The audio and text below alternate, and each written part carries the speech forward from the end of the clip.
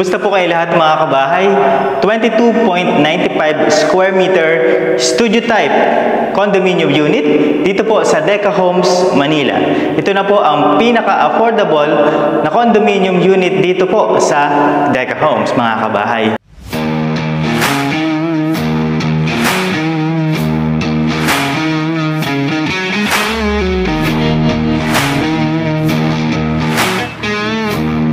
Very ideal para po sa mga startup family and of course, move-in ready na rin to para sa Airbnb mga kabahay. So tara, let's go for a quick condo tour.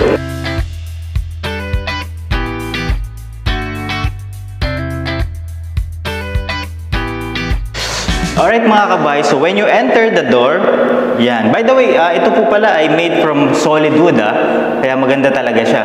Anyway, ito po, on the other side, makikita po ninyo na dito po nakaposisyon yung inyong toilet and bath, right? And over by this side, nandito naman po yung inyong sink.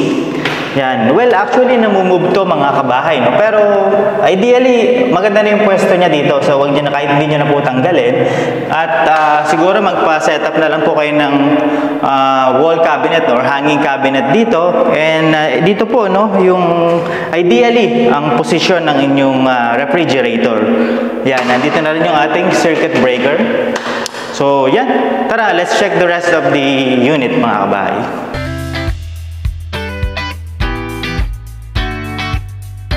Alright, here you go mga kabahay. So, this is pretty much the whole studio unit except dun sa window dito sa side na to. So, yan. Since meron na tayo ditong sink, andito na rin yung ating toilet and bath. So, ideally, maganda po, no? Na dito na natin i-set up yung ating dining table, no? Yan. Probably, round table, good for 3 to 4 para hindi naman masyadong malaki. Hindi kumain ng space, no? Ayan. And dito siguro po yung ating sala or yung ating living area. Yan. So, pwede nating i-set up or i-wall mount dito yung inyong television. Well, it's up to you naman mga kabahay, no? Yan. So, very, very ideal para po sa Airbnb yung mga ganitong studio type unit mga kabahay. So, yan. By the way, just to show you the other side of the unit. Yan. So, andito po yung inyong window. Yan, so overlooking po, no, yung inyong mga kapit unit, right? And over by this side, so nakaabang na po, no, yung dito yung para sa inyong air condition, no. So probably kung hindi to 1 or 1.5 horsepower, so yan.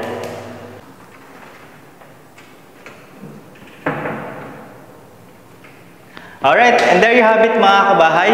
Kung kayo po ay kasalukuyang naghahanap ng ready for occupancy or move-in ready na condominium unit dito po sa loob ng Metro Manila, pwede nyo po i-consider itong studio type condominium unit dito po sa Deca Homes, Manila. So ito na po yung pinaka-affordable and isa po sa pinakamaganda dito dahil move-in ready na po ito. So pwede po ito sa Pag-ibig Financing, bank financing, and even in-house financing mga kabahay.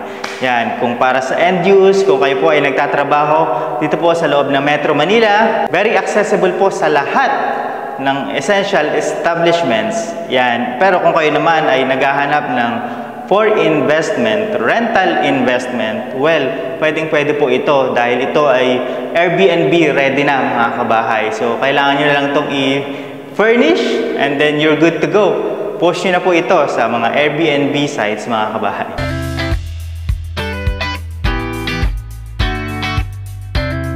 Para po sa iba pang detalye sa site tripping schedules pati na rin po sa reservations requirements, pwede nyo po akong i-message directly sa ating Kabahay Goals Facebook page at tutulungan namin kayo. Muli, ako nga po pala si Rog ng RRCT Realty.